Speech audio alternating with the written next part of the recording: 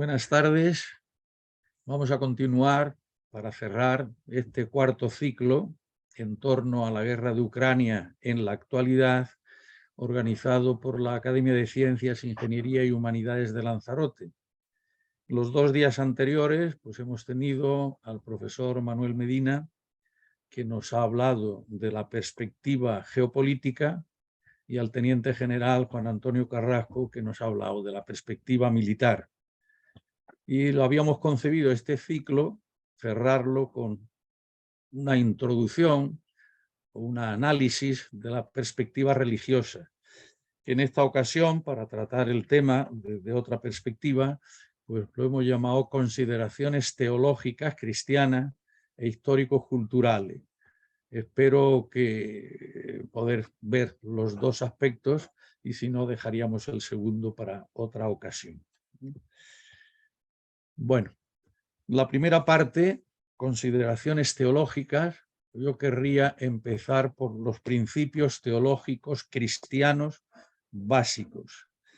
El concepto de cristiano es amplio, básicamente a las 3 grandes iglesias, si queremos llamarlas así, del cristianismo: la Iglesia católica, la Iglesia protestante y la Iglesia ortodoxa, al margen de las muchas diversidades que dentro de unas y otras puedan existir, ¿no?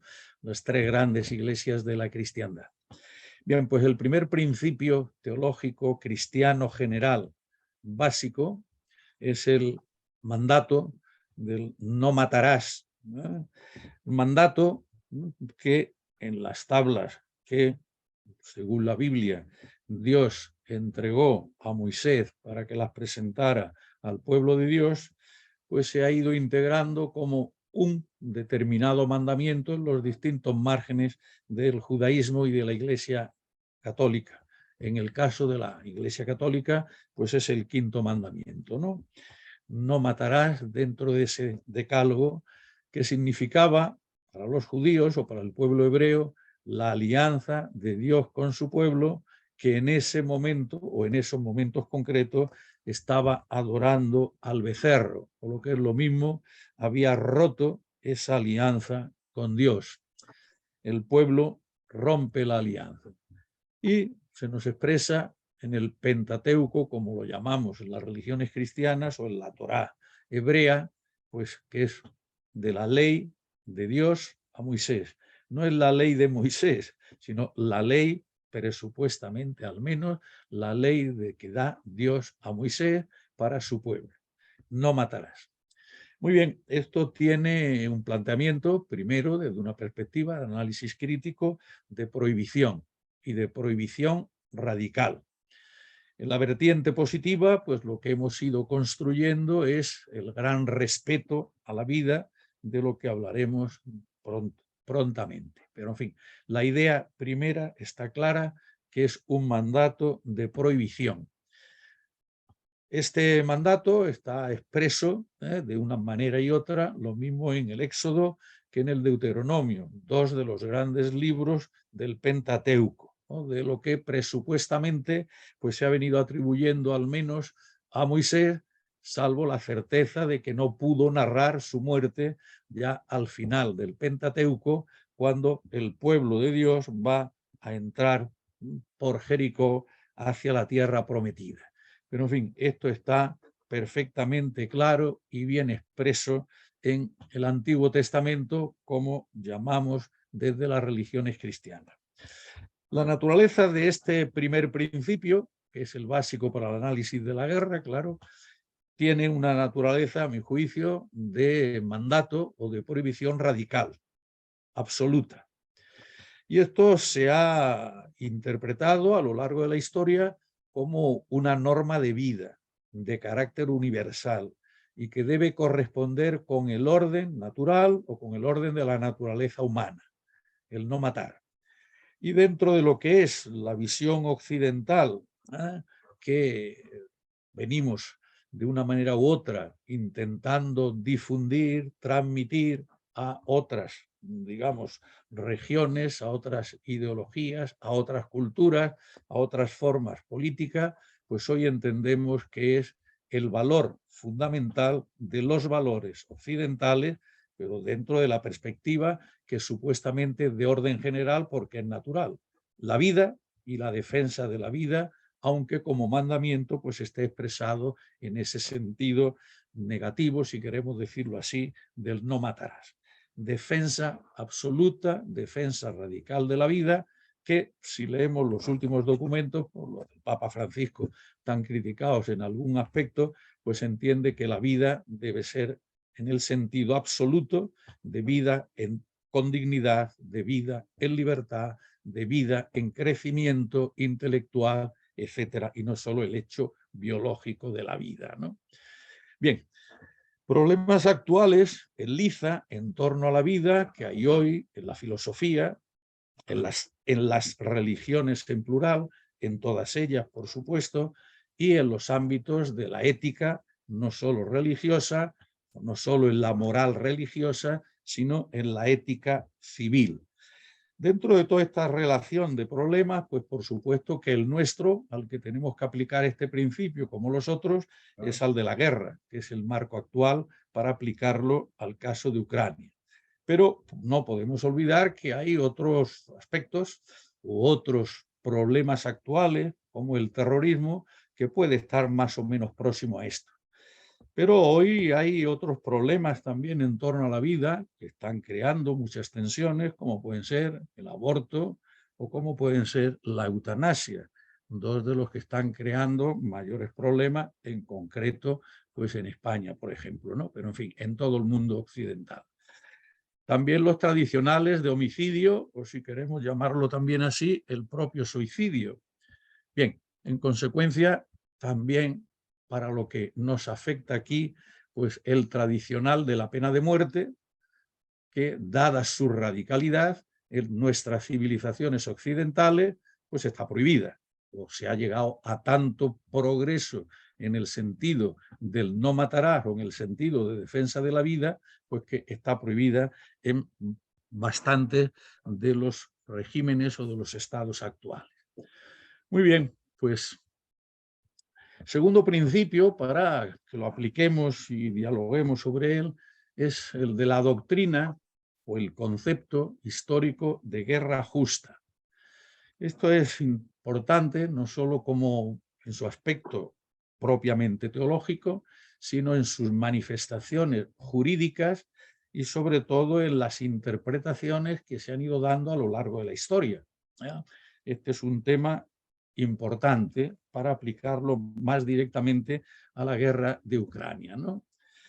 Bien, pues por centrar, digamos, la expresión máxima o más completa en el momento histórico en el que se concibe como tal, pues tenemos a Tomás de Aquino, o Santo Tomás, como queramos llamarlo, que en el siglo XIII, y esto me importa mucho conceptualizarlo y situarlo históricamente para que comprendamos el contexto en el que creó, elaboró, desarrolló este concepto o esta doctrina sobre la guerra justa, ¿no?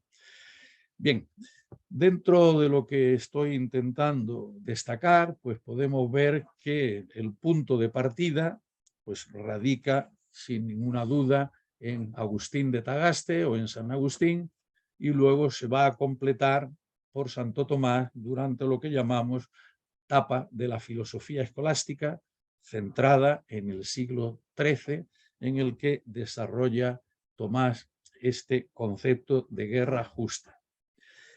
La doctrina que establece, pues para concederle a una guerra la naturaleza de ser justa, impone unas condiciones teóricas que debe cumplir. La primera condición es que estuviera declarada por una autoridad competente. En este momento o en estos momentos del siglo XIII, a los que tendré que hacer algunas referencias, ¿no? Europa, que es lo que existe realmente para tratar de estos temas de teología o de derecho, es unos estados ya bastante más que nacientes, suficientemente establecidos, como pueden ser Francia, donde está Tomás de Aquino, donde pueden ser determinadas regiones convertidas en semiestados en Italia, o las distintas monarquías de la península ibérica, los distintos condados o regiones alemanes, etc. Es una estructura prácticamente de estados ya establecidos y donde se va a concebir la idea de guerra más bien en el interior de las guerras, en el interior de las naciones, que de unas naciones contra otras, pero en las dos perspectivas y siempre en ese marco reducido. Tiene que estar declarada por una autoridad competente. Las únicas autoridades competentes en el siglo XIII de referencia son los reyes o sus equivalentes en regiones menores. Ese es el concepto en cuanto a autoridad competente. Una autoridad competente a mediados del siglo XIII es también el Papa. Y esto que no nos extrañe, puesto que era el jefe o el monarca de los estados pontificios que ocupaban toda la zona central de Italia, con la Toscana por el norte y el reino de Nápoles por el sur. Bueno, pues vamos a fijarnos entonces en esa primera idea, autoridad competente. La segunda condición que pone este concepto, esta doctrina de guerra justa, es que se requiere que haya una causa justa. Ya veremos un poquitín más, con más detalle, estas ideas. Y como tercera condición, que la guerra que se declare o la guerra en la que se participe tenga la intención de reparar un mal, una injusticia, o bien de promover el bien. Bueno, yo aquí quiero que nos paremos un poco para que reflexionemos sobre la actual guerra de Ucrania desde la perspectiva rusa. Desde la perspectiva rusa podemos decir que Putin, sin ninguna duda, es una autoridad competente, la máxima autoridad, nada menos que de toda la extraordinariamente grande y ya más que histórica Rusia. Tendríamos que decir desde dentro que es una autoridad claramente competente desde la perspectiva de la doctrina a la que nos estamos refiriendo. Segundo punto, causa justa visto desde Rusia, por la autoridad competente. Pues obviamente yo no voy a decir que sí, tiene una causa justa para estar haciendo lo que está haciendo, pero no hay ninguna duda que si uno intenta racionalmente centrar la atención y hacer el juicio desde el interior de lo que ha sido la última historia rusa, más la historia preexistente al momento presente, pues puede entenderse, luego completaremos esto con más detalle, puede entenderse que los rusos o que Putin y su gente entiendan que están desempeñando una causa, y aquí de momento no estamos metiendo a la religión para nada, solo desde el punto de vista político, social y jurídico. Bien, pues parece ser que para recuperar lo que entienden que son partes de su territorio, la agresión de Putin o la guerra en la que estamos ha tenido la intención de reparar un mal. El mal que se ha causado a Rusia durante el sistema soviético cuando se integra en Ucrania una parcela que puede entenderse, como nos han dicho en estos días atrás, de la región claramente del este de Ucrania, y también la condición no solo de hablar ruso, parte importante de la población de Ucrania, sino de ser prorrusos. Bien, desde la perspectiva intrínseca o parcial rusa, podríamos pensar que la agresión de Putin pretende reparar una injusticia, reparar un mal o promover un bien para Rusia. Bueno, pero si estas son las condiciones básicas o el punto central de la doctrina de Tomás de Aquino, bien, Luego se fueron completando esta doctrina con otros dos aspectos fundamentales en los que yo quiero que pongamos nuestra atención. Primero, que de ninguna manera puede ser justa una guerra de agresión, sino que para ser justa tiene que ser siempre defensiva. Bueno, con esto ya no podríamos darle el visto bueno, vamos a decirlo así, ni siquiera desde el punto de vista interior a Rusia. Pero por otra parte, también se fue concibiendo como quinto punto, digamos, para declarar la justeza de una guerra, pues que fuera un último recurso, es decir, que no hubiera otras posibilidades. En nuestro caso no parece que haya habido ningún intento, ninguna acción, por lo menos relevante, para que efectivamente no se hubiera producido una agresión que aparentemente al menos todo se ha hecho, digamos, de imprevisto o de inmediato o con prisas, en fin, con la intención, como nos han dicho en estos días atrás, de darse un paseo con el que someter a Ucrania, digamos, otra vez a lo que podía significar el imperio ruso. Bien, pues vamos entonces sobre todo a ver hechos sociohistóricos de guerras promovidas por la Iglesia en momentos en que ha dispuesto de poder, para que veamos que quizás pues, se ha debido todos estos problemas y su tratamiento teológico, jurídico, pues precisamente a momentos de poder. Donde y cuando se alcanza el poder, este poder pretende incrementar el poder siempre, pero en fin, fundamentalmente en la Edad Media tenía dos objetivos por parte de esos reyes o de esas autoridades que estamos llamando competentes. Ampliación del territorio para cobrar más impuestos. Estos eran los dos elementos fundamentales. Disponer de más territorio, más súbditos y al mismo tiempo disponer de más medios económicos. Bueno, pues en este marco debemos no olvidar cuál era la situación, digamos, preconizada por la Iglesia entonces, que no le podríamos llamar católica, sino la Iglesia occidental, porque todavía no se ha producido el cisma del protestantismo en ese momento. Bien, pues es importante no olvidar que desde finales del siglo XI y de manera pública, notoria, política, pues desde la Iglesia pues se han predicado, se han fomentado las cruzadas a los santos lugares. Bueno, pues sin ninguna duda, pues liberal para los cristianos de entonces, ¿no?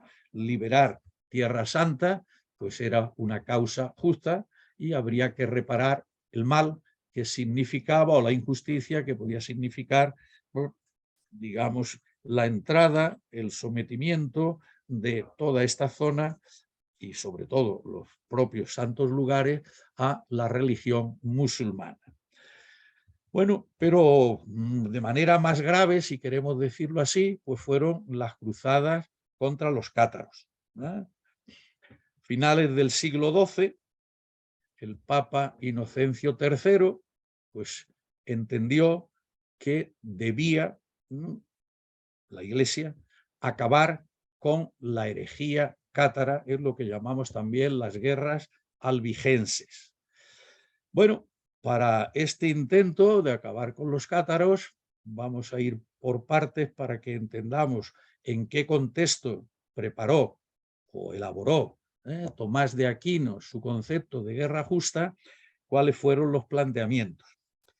En el año 1198 entra Inocencio III como papa y en ese mismo año crea las primeras órdenes religiosas con una intención, debe suponerse así, por cómo fue su pontificado y los posteriores, con la pretensión de disponer de muchos, vamos a llamarle, órdenes religiosas, dependientes directamente de Roma y colocadas en Roma para poseer poder sobre toda la Iglesia.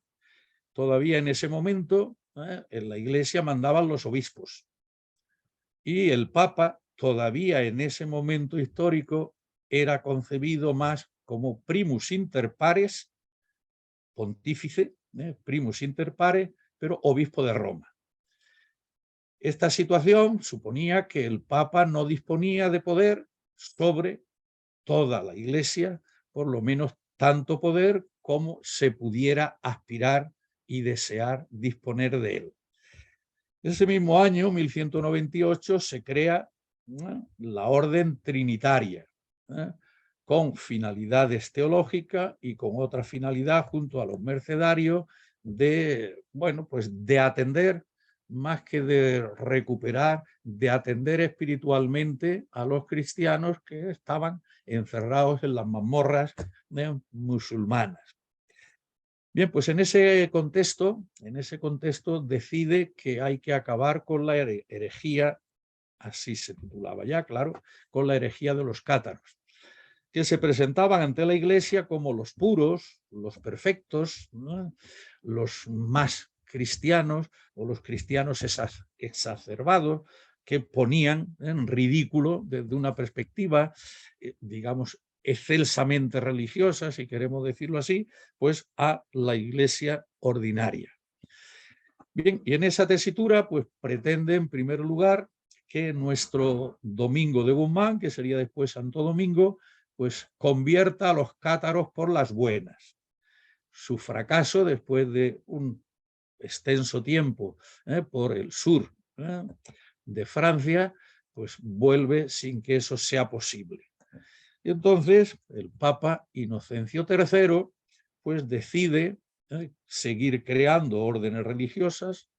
Fundamentalmente en esos momentos van a ser la Orden de los Dominicos, fundada por Santo Domingo de Guzmán, y la Orden de los Franciscanos, pues a cuyo recuerdo de Francisco de Asís, pues nuestro actual Papa ha tomado el nombre de Francisco. Bien, se hace entonces desde un punto de vista práctico con la disposición de todo este nueva realidad. Esto ya no son los monasterios dispersos y fuera de las ciudades, sino órdenes religiosas para la disposición, en principio desde Roma, todos tendrían su cabeza como tienen hoy o como siguen teniendo hoy en Roma. Bueno, pero con esto no resuelve o no se resuelve el problema de los cátaros. Y entonces, pues hay que dar un paso más. No es por las buenas, pues son herejes. No vamos a entrar ahora en hacer un análisis profundo de toda la idea de herejía y cómo se llega a la conclusión de llevar a la hoguera a la gente desde un punto de vista teológico, sino que, como digo, estábamos aquí en un planteamiento ahora de hechos sociohistóricos, ¿no? Bien, pues crea la Inquisición romana, la general de la Iglesia, que no hay que confundir con la Inquisición española que crean los reyes católicos y que logra del Papa de finales del siglo XV que sean los reyes católicos los jefes, los máximos dirigentes de esa Inquisición. No, esta es la Inquisición pontificia, la Inquisición romana. Bien, y para esta Inquisición, pues desde ese siglo XIII y desde esos momentos iniciales, pues se pone a la cabeza de ella precisamente a la orden de predicadores, a los dominicos, que empezarían a elaborar esta, digamos, esta doctrina de guerra justa dentro de este contexto. No lo olvidemos, porque todo esto condiciona a Tomás de Aquino, que es una de las grandes figuras pocos años después, claro, a mediados de ese siglo XIII, en el que tiene que reflexionar sobre lo que está sucediendo a su alrededor y sobre lo que está sucediendo en la Iglesia, ¿no? Bueno, pues estas cruzadas van a significar también el que se va a establecer lo que podemos con toda naturalidad, y la pena es que no hablemos con esta naturalidad de estos acontecimientos, del martirio que se institucionaliza del poder, porque ahora va a ser la Iglesia cristiana en estos momentos la que va a martirizar desde la institución de poder que disfruta a los herejes. Bueno, eso va a ser de manera descarada o de manera ya perfectamente clara, como veremos un poquitín más, en el siglo XIV, dentro del mare magnum de resolver pues, lo que llamamos el cisma de Occidente, el cisma final de la Iglesia de Aviñón para la vuelta a Roma. Bueno, pues dentro de esto, las cruzadas y, digamos, el martirio o la condena a la hoguera o como queramos llamarlo, ¿no? Bien, la Iglesia, por tanto, la Iglesia romana crea instituciones, ¿bien? No solo es la nueva concepción que el propio pontífice, en este caso Inocencio III, se concede. Suelo explicarlo en estos cursos, digamos, de teología, sociología, historia de la Iglesia, con la perspectiva con la que más o menos se califica, en síntesis, el propio Inocencio III. El Papa, a partir de él, con carácter perfectamente claro, lo que no habían tenido sus antecesores, se considera primero vicario de Cristo, representante de Cristo en la tierra. Se considera, en segundo lugar, como he insinuado ya, pontífice máximo. Nada de primus inter pares, sino pontífice máximo. En los primeros siglos, antes de la ruptura de lo que llamamos desde aquí el cisma de Oriente, que es el tema en el que vamos a caer cuando lleguemos a la Iglesia de Ucrania, pues el Papa no presidió ninguno de los concilios ecuménicos generales, sino que enviaba legados. Todos ellos tuvieron lugar en lo que acabaría siendo la Iglesia ortodoxa, según la vemos hoy. En consecuencia, el Papa Inocencio III y desde entonces pontífice máximo. Pero tercer aspecto, no solo concepción de vicario de Cristo y de pontífice máximo, sino además empieza a tener a gala rey de reyes, rey en la tierra que tiene potestad sobre los reyes en la tierra. El ejemplo más claro de esta visión no es o no fueron sus intentos, los del propio Inocencio III, sino que el más claro lo tenemos para que cada uno haga el juicio que quiera, pues a finales del siglo XV, con nuestro Papa, vamos a llamarle así, el Papa español, Alejandro VI Borgia, que decide que el mundo puede él repartirlo como quiera y toma la decisión de darle la mitad a Portugal y la otra mitad a Castilla. Pero esto está tan metido dentro de la sociedad occidental, la europea, la que ya tiene filósofos extraordinarios, que nadie protesta.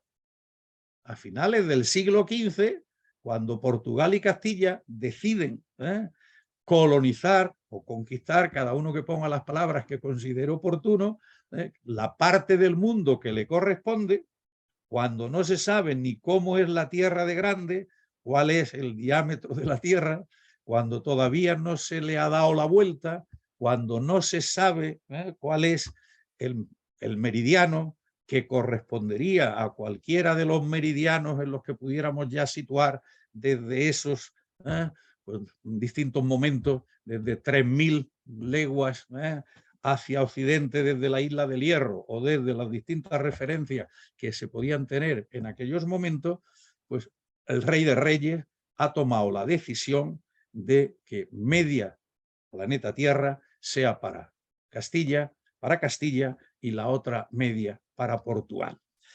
Bueno, pues tenemos entonces este conjunto de elementos de órdenes religiosas, de inquisición, al margen, puesto a disposición o con, digamos, con la autoridad de la orden dominica, y en ese marco es en el que piensa, actúa teológicamente la gran cabeza intelectual, pero con ese contexto es con el que elabora Tomás de Aquino esta cuestión, ¿no?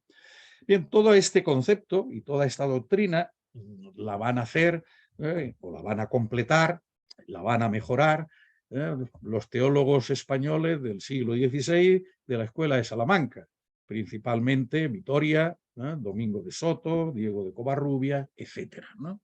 Bueno, si vemos un poquitín la situación de la actualidad para tener una mejor perspectiva, pues Juan XXIII, la Pacem in Terris, la gran encíclica que podemos llamar preconciliar, cuando estaba en sus inicios o para empezar el Concilio Vaticano II, niega que puedan darse las condiciones a las que me he referido antes, que están todavía en pantalla, una vez que se dispone de armas nucleares. Esto es muy importante que lo tengamos ya en cuenta sobre la perspectiva teológica de acuerdo con los planteamientos hasta la actualidad.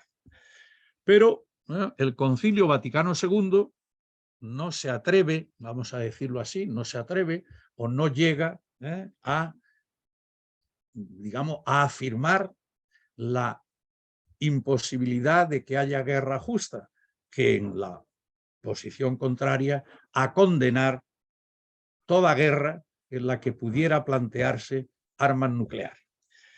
Esto lo viví directamente porque estábamos en el año 64 estudiando el tercer curso de Doctrina Social de la Iglesia en lo que acabó siendo Facultad de Ciencias Sociales de la Pontificia de Salamanca, con el cardenal Ángel Herrera Oria y el profesor Luciano Pereña y todos sus alumnos, pues lo que estábamos es pendientes del concilio, si antes de la elaboración definitiva de la Gaudium et Spes, el gran documento pontificio sobre el papel de la Iglesia en el mundo, iban o no iban a condenar la guerra. Bien, pues el Concilio Vaticano no concluyó, a pesar de que estuvimos esperando allí, la condena de la guerra. Bien, el Papa Francisco formalmente no se puede afirmar que lo haya hecho con una radicalidad absoluta, pero sin ninguna duda se ha manifestado, por supuesto, contrario no solo a esta, sino a todo tipo de guerra dentro de la actitud de aproximación de la Iglesia al mundo. Bueno, en estas estamos con respecto a esta cuestión. Dejamos ahí esos dos elementos, Tomás de Aquino y Juan XXIII, para la actualidad. Bien, tercera cuestión todavía más radical con la que yo quiero que reflexionemos un poco. Una pregunta capital que se planteaba en términos teológicos, obviamente también en términos jurídico-políticos, pues era la respuesta a esta pregunta. ¿Es lícito matar al tirano? Y aquí podemos tener el tercer principio de reflexión. Bueno, para esto, sin ninguna duda, pues lo primero que tendríamos es que caracterizar al tirano. ¿A quién se puede considerar tirano para ver si es lícito matarlo en el contexto teológico del no matarás, que es el primer principio, y en el concepto para nuestra perspectiva occidental de haber, digamos, retirado de nuestros códigos de derecho y de nuestras constituciones la pena de muerte. Bien, pero una pregunta capital, teológica, repito, es si es lícito matar al tirano. Bueno, aquí lo más determinante pues fue esta obra sobre el rey o del rey y las instituciones regias, no reales, y las instituciones regias del jesuita Juan de Mariana, finales del siglo XVI, posterior a esos grandes teólogos, filósofos, jurídicos, juristas de la Escuela de Salamanca a las que me he referido. Pues aquí precisamente va a dedicar, y no solo es que él dedique una especial atención, sino que los comentaristas de su obra, pues a lo que han dedicado más interés en las reflexiones precisamente al problema de la licitud de matar al tirano. Bueno, pues ante esa cuestión, más o menos se va a plantear, seguimos en una etapa en la que los estados, ya mucho más constituidos, finales del siglo XVI, pues ya en esos momentos tan perfectamente constituido, lo que ya podemos llamar España, obviamente, en 1599. ¿No? Hace un año que ha fallecido Felipe II y está ya refiriéndose a Felipe III. España es un gran imperio, concebido ya como una unidad de España. Francia, no digamos. Inglaterra, análogamente, aunque en ese momento exista también el Reino de Escocia. Pero bueno, esa es otra cuestión. Ya existen bien planteados auténticos estados. En consecuencia, estados, monarquías, como lo queramos llamar, ¿no? Que a su cabeza están reyes. Bueno, y si el rey, ¿cuándo se puede matar al tirano que en ese momento concreto de la historia está referido al rey que sea tirano? Bueno, pues cuando el rey incurra en un delito de alta traición.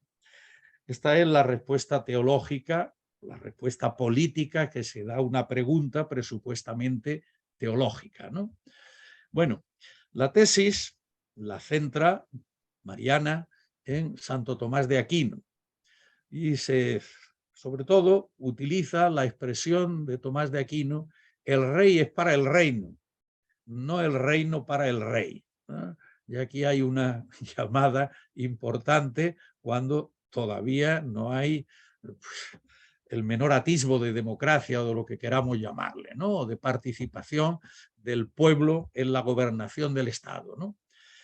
Es decir, que se plantea, digamos, desde una perspectiva intelectual, para no estar repitiendo teológica, jurídica, etc., el tiranicidio como una especie de legítima defensa del pueblo.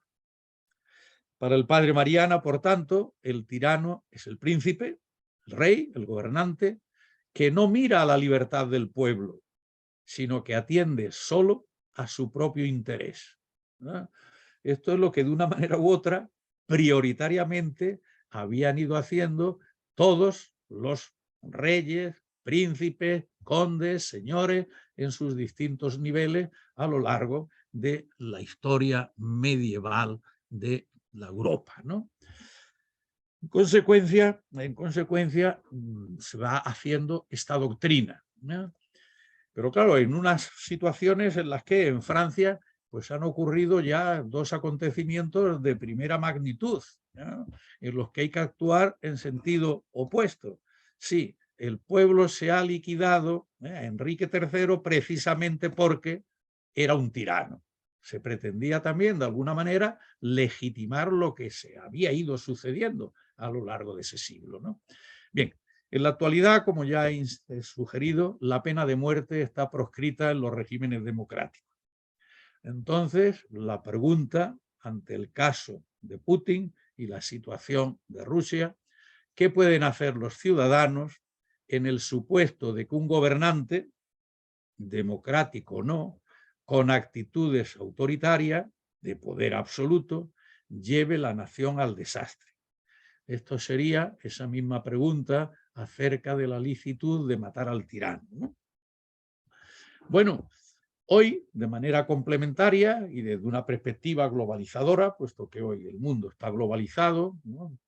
El Papa Francisco ya dijo desde el año 14 que lo que estaba ocurriendo en el mundo actual es una nueva guerra mundial a trocitos. Después dijo ya que a plazo, en fin, según en qué entrevista, pues iba cambiando un poquitín pues este aspecto más o menos popular de explicar la situación del mundo actual, ¿no?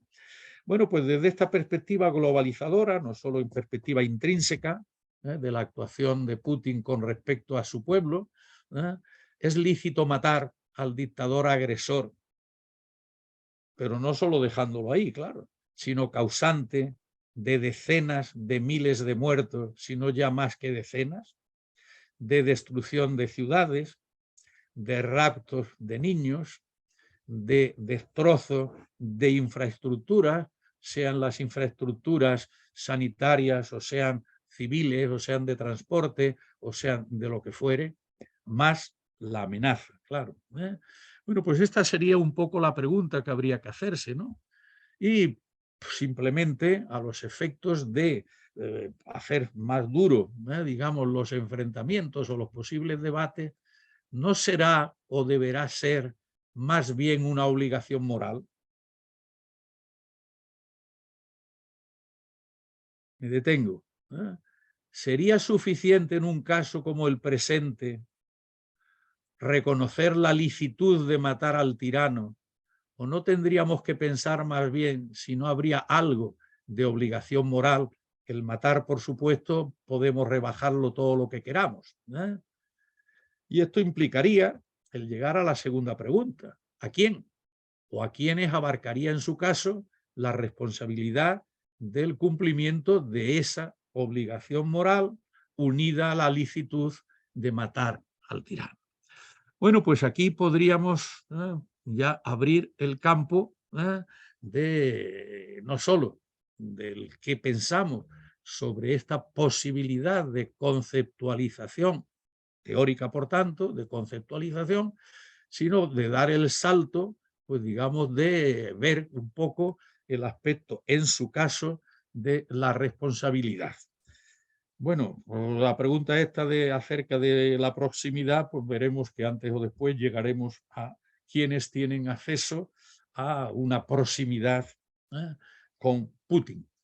Bueno, tendríamos entonces que pasar a la segunda parte, pero veo que ya hemos, como me temía, pero bueno, vamos a ver por lo menos algún aspecto de esto y abrimos el debate porque lo principal que yo quería eran los principios, ¿no? Algunas consideraciones socio-religiosas de esta cuestión. Vamos por lo menos a plantearnos si la guerra de Ucrania es una guerra religiosa o no. Porque esto algo os dije o algo comentamos en una de las anteriores reuniones o conferencias de estos ciclos. ¿Es guerra religiosa la guerra de Ucrania? Bueno, pues más o menos os había planteado esta idea. Primariamente, es obvio que no es una guerra religiosa. Solo faltaba que dijéramos este disparate. No es una guerra religiosa, sin ninguna duda. Es una guerra, pienso yo, nacionalista, de dos estados que exacerban sus nacionalismos. Esto lo tenemos que reconocer así y lo venimos viendo no solo en el sentido ruso, que era claro, sino nos han ido explicando estos días atrás, pues cómo numerosos ucranios o ucranianos que podían estar más o menos fríos o más o menos equilibrados, pues a medida que ha ido pasando el tiempo, han ido adquiriendo una condición progresivamente más y más nacionalista ucraniana. Independientemente, nos han dicho con toda razón, de que en principio o todavía hoy, hablen mejor en ruso que en ucraniano, ¿no? Es una guerra nacionalista en estos momentos, eso no hay ninguna duda, punto uno. Y que se están exacerbando su nacionalismo, claro, desde la perspectiva de Rusia, porque se siente pues, que no es ni el imperio que fue durante el zarato y lo que llamamos propiamente el imperio ruso, ni tampoco pues, el dominio que desde Rusia pues, había tenido durante la etapa soviética, ¿no? Bueno, segundo, sin ninguna duda es una guerra imperialista y esto no le toca a los dos. Esto le toca, visto desde la actualidad, exclusivamente a Rusia, sin ninguna duda. Es una guerra imperialista. Bien, pero tercero, es una guerra sin ninguna duda tampoco, si no internacional todavía, por lo menos utilizo esta otra expresión, internacionalizada. De momento, Rusia y la OTAN. Rusia no está tan sola como se pone ahí, pero ciertamente ese es el referente que tenemos que utilizar. Rusia y la OTAN. En consecuencia, la guerra no es religiosa. La guerra es nacionalista, imperialista, internacionalizada. Bueno, pero sí es una muestra de una guerra mundial a cachitos, como hemos dicho antes. Bueno, pero lo que no hay ninguna duda, o yo por lo menos no la tengo, es que consecuencialmente es una guerra religiosa. Y consecuencialmente es una guerra religiosa porque tiene unas implicaciones. por ejemplo. Primera, la división de la Iglesia Ortodoxa en Ucrania. Como lo voy a detener en esta diapositiva y todo lo demás lo dejaremos en su caso si tenemos otro momento. La Iglesia Ortodoxa en Ucrania, cuando tuvo lugar la Primera Guerra Mundial, Primera Guerra Europea o Primera Guerra Mundial, pues unos cuantos de ellos al acabar en el periodo interrevoluciones en la entonces Rusia, pues emigraron de Ucrania y en el exilio mantuvieron una primera iglesia ortodoxa propiamente ucraniana. Ucrania ha dependido siempre del patriarcado de Moscú. Bueno, ya desde ese momento, 1919, se establece una parte de iglesia ucraniana, no digo de iglesia de Ucrania, sino iglesia ucraniana en el exilio, que va a estar en el exilio durante toda la etapa soviética. Pretender que Ucrania, como la propia Rusia durante la etapa soviética, han dependido religiosamente del patriarcado de Moscú, eso sería también mucho optimismo religioso. El patriarcado de Moscú pues era pues, otra parcela más del poder del Partido Comunista, que desde su perspectiva marxista comunista pues estaba perfectamente declarado como ateo y perseguidor no solo de las iglesias cristianas, en este caso ortodoxas, sino también de sinagogas y de mezquitas. No pensemos que la acción soviética era solo contra el cristianismo, ¿no? No, era sobre toda religión, como era consecuente con la doctrina o la política que defendía. Bien, en consecuencia, existió eso. Pero en el año 91, como consecuencia del desmembramiento de la Unión Soviética, Ucrania ya es Ucrania y ya es una república independiente, o por lo menos como tal se presenta y como tal actúa. Es verdad que desde el año 45 formaba parte de la ONU, una cosa que nos puede parecer un tanto extraña, pero ya estaba allí. Pero desde el punto de vista de la Iglesia Ortodoxa, dependía del patriarcado de Moscú, que también ha empezado a significar algo, sobre todo en aquellos, vamos a llamarle 9 años, del 91 al 2000, antes de que Putin se hiciera con la presidencia del gobierno en la actual Rusia. Y la Iglesia pues tuvo no solo una gran ayuda desde el Kremlin, sino que tuvo una cierta libertad de relativa importancia y al mismo tiempo pues bastantes fondos para la reconstrucción de las iglesias y que se restableciera las iglesias ortodoxas y se facilitara dentro de un marco de democracia creciente y con la ilusión propia de todos los países de la antigua Unión Soviética de aproximarse a la Europa, como también nos han contado, ¿no?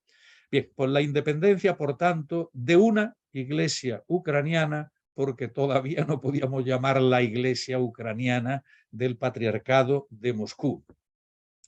Bien, y tercer aspecto singular, pues sería la generación de un cisma en el conjunto de la Iglesia cristiana ortodoxa. En pocas palabras, para cerrarlo aquí, debe haber pues muchas más diapositivas detrás, pero bueno, por cerrarlo aquí. El proceso, en síntesis, ha sido el siguiente. Para el año 16, la Iglesia ortodoxa, presidida como primus inter pares por Bartolomé I, patriarca de Constantinopla.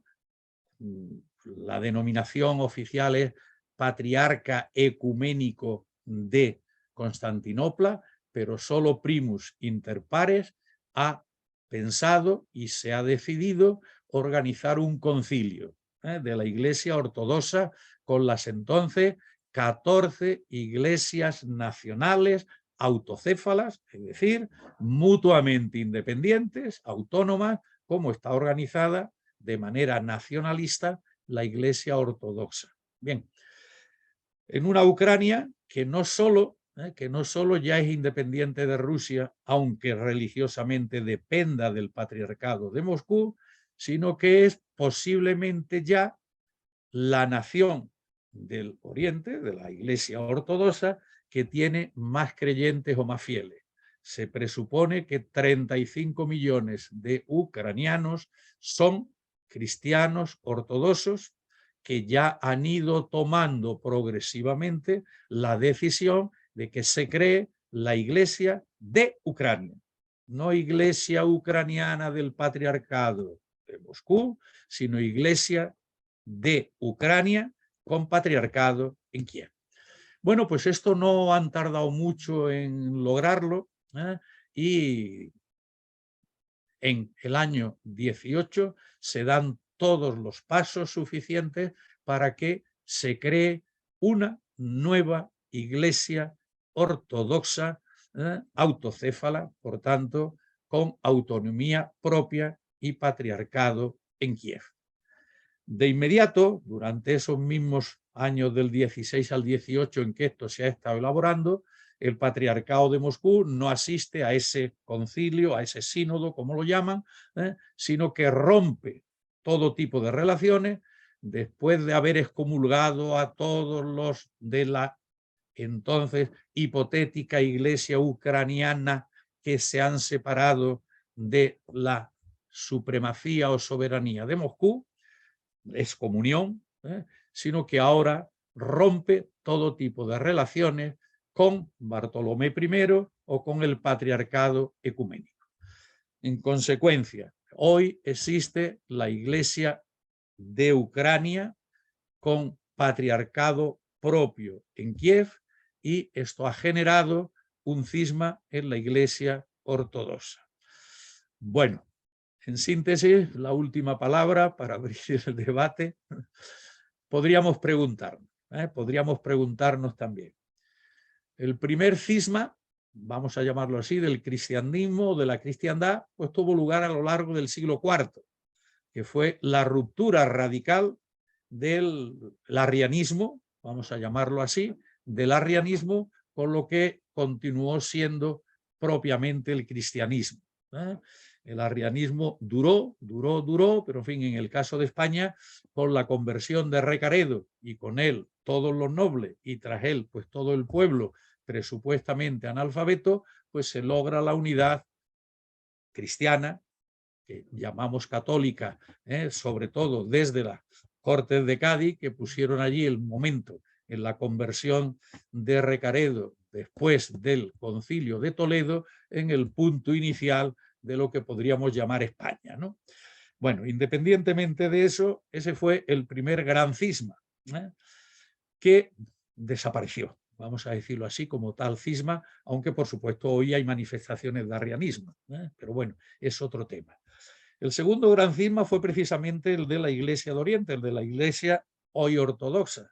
El año 1054, la Iglesia de Roma, el Papa, y la Iglesia de Constantinopla, Miguel Cerulario, se excomulgan mutuamente y se produce esto que nosotros llamamos cisma de Oriente y ellos llaman cisma de Occidente, puesto que todos los concilios comunes, de doctrina común a los unos y a los otros, entonces todos habían tenido lugar en el territorio de la hoy Iglesia Ortodoxa, se habían celebrado en griego, los papas, que son los que hoy convocan nuestros concilios de la Iglesia Católica, pues mandaban legados, como he dicho, y el asunto era otro. Bien, aquí están, han pasado 1000 años y este cisma no hay ni atisbos de que se cierre. En el siglo XVI, desde el momento de ese 31 de octubre del 1517, en el que Lutero clava en la iglesia de Wittenberg sus 95 tesis, pues a partir de ahí se produjo este otro gran cisma de separación ya de la Iglesia de Occidente, por una parte la que sigue siendo católica, digamos, con el Papa, y después pues todas las otras de las iglesias que llamamos protestantes y que hoy se utiliza más bien el término evangélicos, ¿no? Bueno, pues ahora tenemos un cisma, este de ahora, dentro de la Iglesia ortodoxa. ¿Es tan grave como han sido los anteriores desde la perspectiva general de la cristiandad? Hombre, pues depende cómo se llegue a la paz final, porque algún día se llegará a algún tipo de paz en la guerra esta de Ucrania, para que puedan o no puedan unirse, no digo someterse, la nueva iglesia autocéfala de Ucrania al patriarcado de Moscú, que eso no es previsible, sino que si en vez del actual Kirill I, patriarca de Moscú, que bendice a las tropas y bendice a los carros de combate y a las armas, y que entiende que la guerra no solo es justa, sino que es necesaria porque hay que acabar con un occidente que está enardeciendo el pecado, lo pecaminoso, y difundiendo todo tipo de pecado como consecuencia de nuestras libertades formales o jurídicas, como las queramos llamar, pues no parece fácil de momento el que este cisma pudiera cerrarse, pero sin embargo, no obstante, no es tan difícil, sin duda, como todos los anteriores, ¿no? Bueno, pues yo creo que lo dejamos aquí y a la espera de preguntas. Yo tengo que salir, ¿no? Dejar de compartir, ¿no? Bueno, pues a ver, Fernando. Para romper el hielo, nuestro Papa podría excomulgar a Putin y a Kirill y todo. Bueno, nuestro Papa no tiene ninguna autoridad religiosa sobre la Iglesia ortodoxa. En consecuencia, la excomunión lo que significa es retirada de la pertenencia a una determinada iglesia, en este caso sería la católica. Él no es de la católica, no tiene sentido. Lo puede condenar, que sin tener manifestaciones expresas, pues por supuesto ha condenado la guerra, ha condenado la agresión, pero en fin, no con palabras radicales como me he referido antes, que hubiéramos deseado las del Concilio Vaticano II, ¿no? Es que yo sé que el poder de la excomunión siempre ha sido el último recurso que ha tenido el Papa contra alguien. Formalmente, todos los ortodoxos, están excomulgados de la Iglesia Católica y viceversa. Formalmente, todos los católicos estamos excomulgados, vamos a decirlo por lo menos culturalmente, todos los de aquí estamos excomulgados por la Iglesia Ortodoxa, como consecuencia de las mutuas excomuniones del año 1054. Tenemos mucho que reflexionar sobre eso que se llama la unidad de las iglesias, etcétera, ¿no? Hay mucho que reflexionar. La pena es que no se conocen las historias. Esta es la pena, ¿no? Bien, a ver, más preguntas o más debate. Venga. Nos has hablado del no matarás, pero como no has tenido tiempo lo has dejado en el siglo XIII. Y el no matarás sigue en el catecismo en el siglo XXI, bueno, desde el siglo XX. Entiendo que la versión que Ratzinger dirigió. ¿Cómo está el mandamiento hoy en día? El mandamiento es radical, es lo que he dicho. No sé si te refieres a la perspectiva teológica o a la perspectiva de una de las normas o mandatos de la Iglesia Católica, o te refieres a los aspectos sociológicos, históricos, jurídicos. La Iglesia ha matado.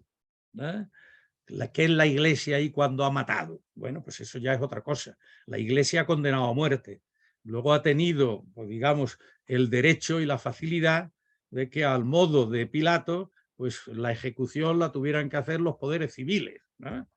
Esa es otra no cuestión. me refería a lo histórico, sino al presente, la redacción actual y la intelección actual. El Porque quinto cuando mandamiento es no matar. sí, pero como esa es la primera frase y ocupa varias páginas de excepciones, etcétera, que justifican la defensa de los países y demás, ¿cuántas variantes, si lo has planteado como comparativa, hay del 13 al 20, finales del 20, y se incorporan actualmente como excepciones al no matarás, que el no matarás pues habría que dejarse matar por el atacante. Y sin embargo el catecismo en ese mandamiento desarrolla muchas excepciones. Ese es el problema de la legítima defensa, ¿no? Ahí la finalidad que se persigue o que pretende el que se defiende no es matar, sino es defenderse de ser matado, ¿no? Eso forma parte de lo que se llama legítima defensa, que es análogo a al aspecto que hemos hablado de la guerra justa, que para ser justa como condición tendría que ser guerra defensiva y nunca guerra de agresión. Pero el mandamiento, como tal mandamiento, es radical, es absoluto, no matar, ¿eh? Desde el punto de vista de la civilización occidental, esto lo hemos llevado, ¿eh?, a tan extremo, y esto es una manifestación de progreso en esta línea, que hemos prohibido hasta la condena a muerte de los tiranos, por muy tirano que se fuera. Esto es así. Esa era la pregunta, es que el tiranicidio entiendo que está fuera del catecismo en el siglo XX-XXI. Eso no está en el catecismo. Se trata, lo que pasa es que el catecismo de hoy son 1800 páginas en la edición que manejo aquí, no es el Astete ni el Ripalda, aquellos que estudiábamos en nuestra niñez, ¿no? Pero en fin, el tema ese, la Iglesia de hoy, vemos en la Iglesia católica, que estamos hablando aquí, a mí me gusta poner siempre el adjetivo a la Iglesia, porque una cosa es la cristiandad y otra cosa es la Iglesia católica, ¿no? En la Iglesia católica hoy no puede afirmarse que los papas, desde mitad del siglo, desde después de la Guerra Mundial, prácticamente, como he citado antes, Juan XXIII, Pablo VI y nuestro Papa actual Francisco, que pone sus cimientos en el Vaticano y en Pablo VI, saltando la intermediación en las relaciones con el mundo, en los que fundamenta la Laudato Si, la Fratelli Tutti, las dos grandes encíclicas sociales que podemos llamar, pues están cimentadas en Juan XXIII, Pablo VI y el Concilio Vaticano II y la nueva realidad del mundo, claro, que es que hoy el mundo globalizado pues no es el mundo ni los anteriores, ni tampoco el de la Guerra Fría.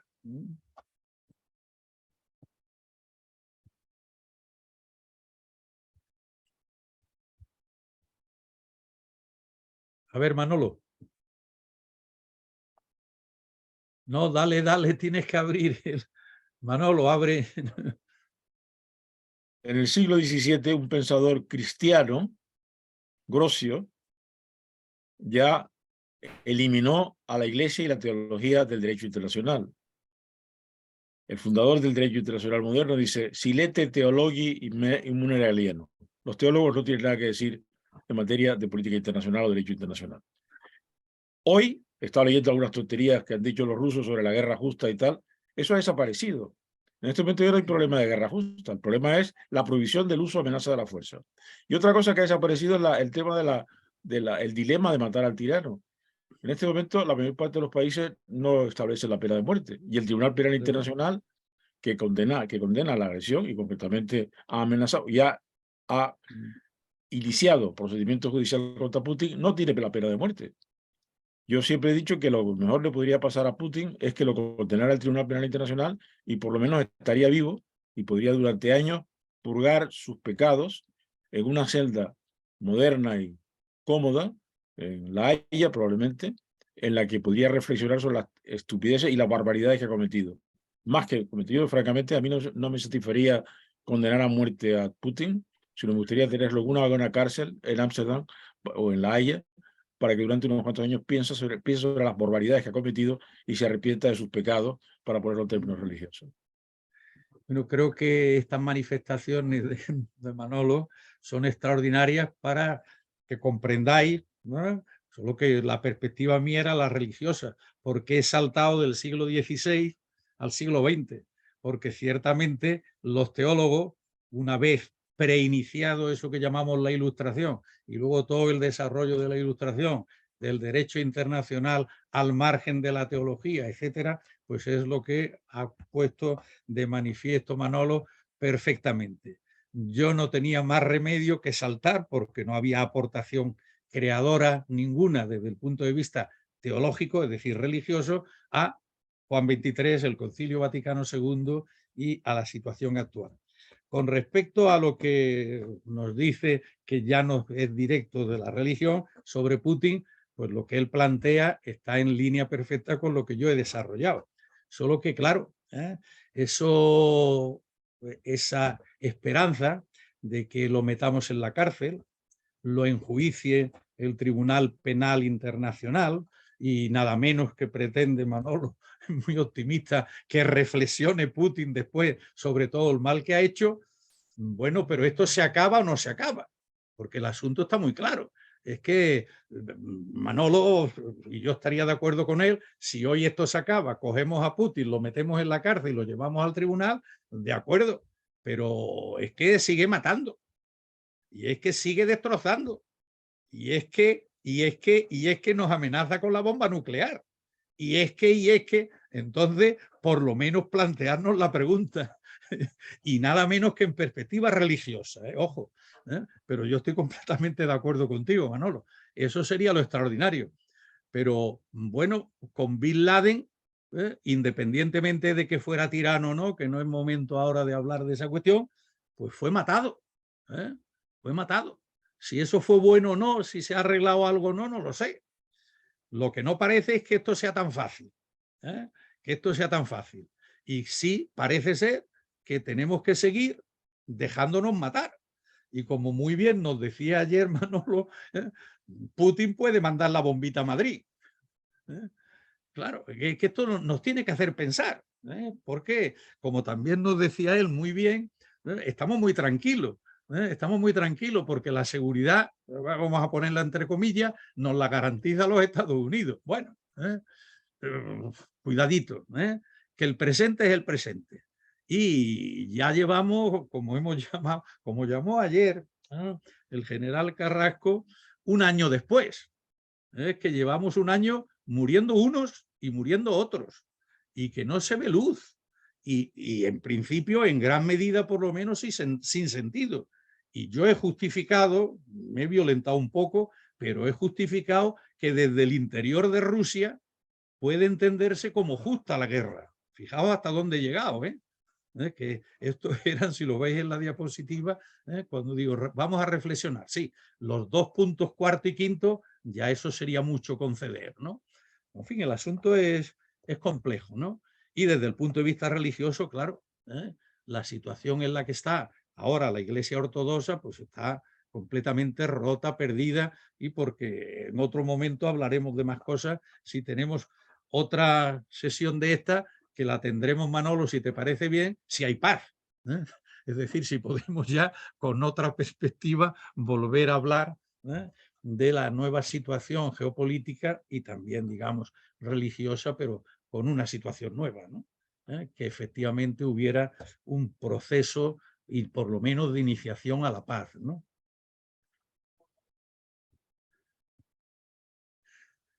Bueno, pues si no hay más cosas, hemos superado ya nuestra hora, veo unas caras muy serias.